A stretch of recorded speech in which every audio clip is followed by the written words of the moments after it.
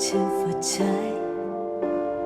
De uitam de tot când mă țineai. Câtă iubire în brațe, doar tu știai.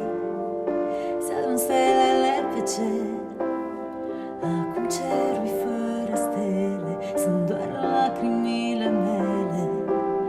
Ce am avut noi atunci, un fel de rai pe pământ, și tu n-a fost de ajuns.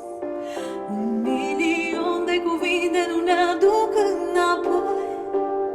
Și cât de rece se simte distanța dintre noi.